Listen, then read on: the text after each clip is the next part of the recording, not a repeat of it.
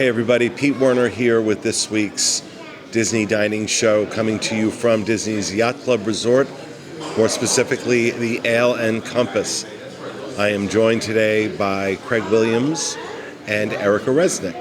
My nephew is also here because he's visiting, but he's not going to be on camera. It has been a while since we have reviewed this restaurant, and historically speaking, reviews haven't been positive. But I am keeping an open mind. It's been a long time since I've been here, and I'm hoping for the best. Of course, there's a long history with this space and bad restaurants. But I'm really trying to keep an open mind. So let's see how it goes. But before we get started with our review, just a reminder, this show, along with all the content we produce, brought to you by DreamsUnlimitedTravel.com, experts at helping you plan the perfect Disney vacation. If you like our content, if you want to show your support for us, the best way to do that is book your next Disney vacation with Dreams Unlimited Travel.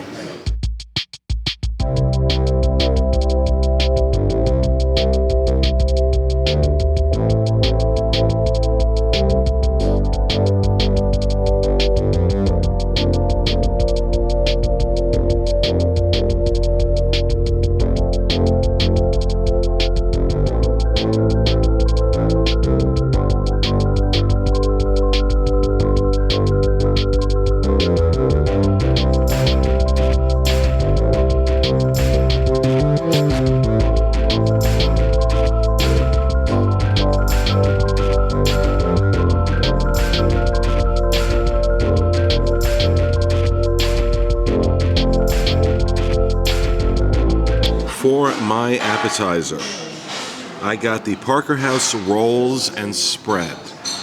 This is 5 Parker House rolls with a bacon jam, a pub cheese, and a citrus butter for $13. This was actually quite good. The citrus butter wasn't my favorite. The tanginess of it made it taste like the butter had gone bad. So that wasn't enjoyable. The bacon jam, on the other hand, and the pub cheese, amazing. Individually, putting them together on one of these rolls, I'm done. It was really good. However,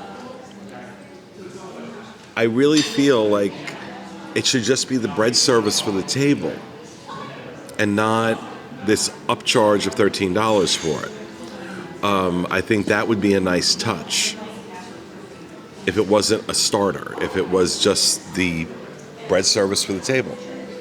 But no, it was very good. It was very good. I really enjoyed it.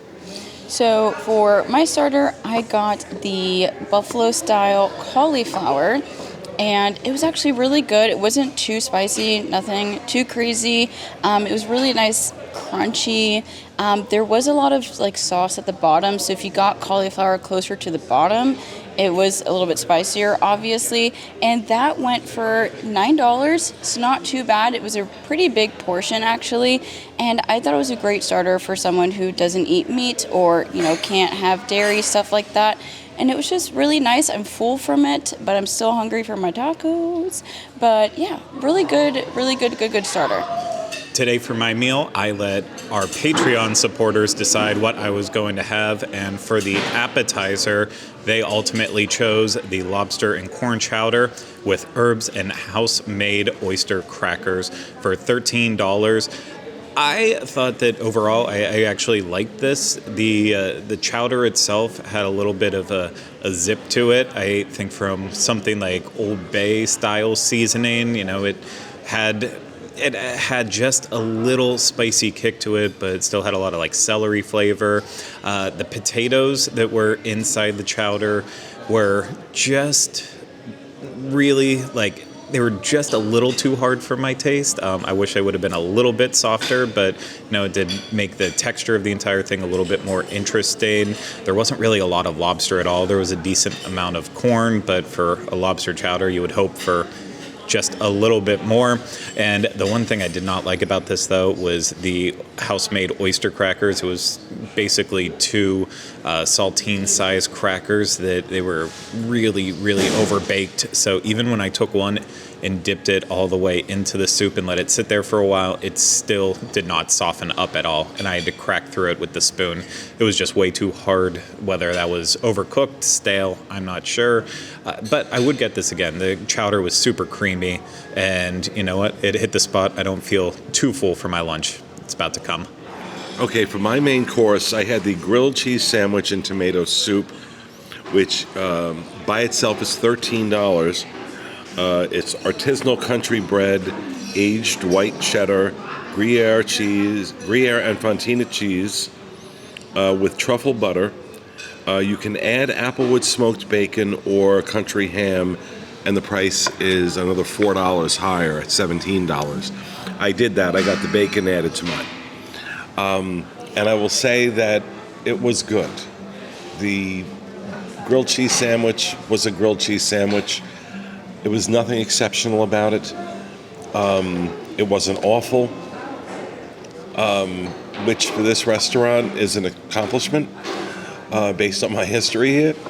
But it was okay. It was okay. It's the best I can say about it. The tomato soup, on the other hand, was really more like hot tomato sauce. I prefer a creamier tomato soup. This did not have any of that, and there was no cream anywhere near this. So it was very acidic. And basically, yeah, just like eating an unseasoned red sauce is what I would call it. So it's really grilled cheese and unseasoned red sauce should be the name of the dish. But at $17, I really can't complain. It's not ridiculously overpriced for what it is. Okay, so for my meal, I got the Blackened sustainable fish tacos, and they let me know that it was mahi. So they were mahi fish tacos.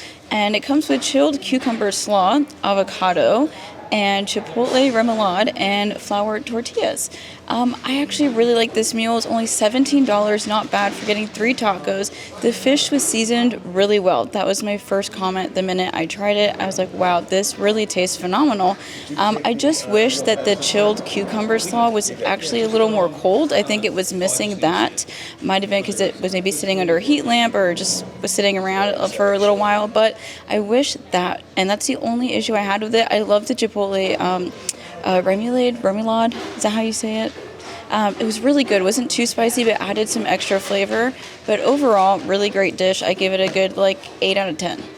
When I put the poll out for Patreon, it was a split tie for first between the fish tacos, the ones that Erica had, the Blackened sustainable fish tacos, and the other one that was tied for first was the bacon and Vermont cheddar burger with caramelized onion on a Parker House bun, applewood smoked bacon, lettuce, tomato, and herb mayonnaise for $21. And so I went with the burger because Erica had the fish tacos, and honestly, I was not blown away by this burger. It was definitely underseasoned. I ordered it medium, and it was cooked perfectly, so that really impressed me. When I cut it in half, I was not expecting to see a medium burger on there because I think our food was sitting under the heat lamp for a little bit, but no, it was cooked perfectly. But yeah, the meat had no flavor to it. It was relying on the bacon and the cheese and the herb mayonnaise.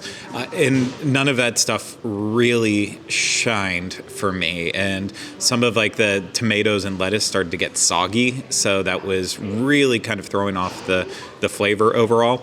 The French fries served with it were some of the best French fries I've had on property. They were thick, they were over-salted, and they really hit the spot. So the burger was pretty underwhelming. If it was seasoned better, I would probably put it in the runnings for, some of the better burgers I've had on property, but it didn't really impress me, much like this place, which is dark and makes me feel like I walked in here and took a Valium or something, because I'm tired, and I was wide awake when I came in here, and I don't know what's happening now. All right, so the price of our meal for 4 adults, considering my annual pass discount, was $142. So roughly $37 a person, I think that works out to, or something close, something like that. Don't judge me, I'm doing math in my head. So let's figure $40 a person. Do I think this was worth $40 a person for lunch? No.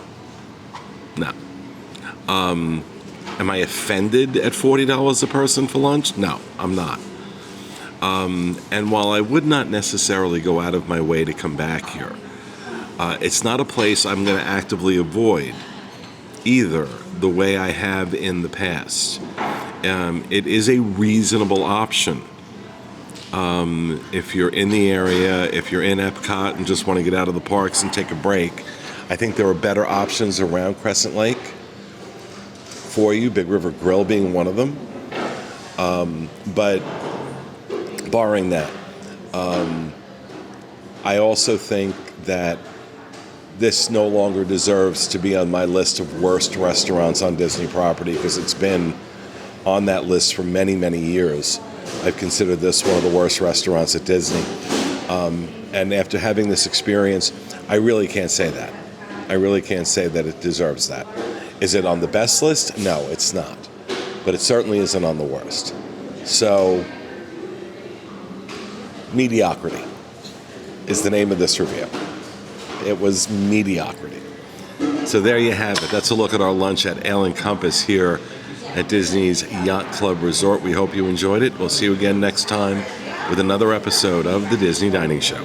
Have a great week, folks.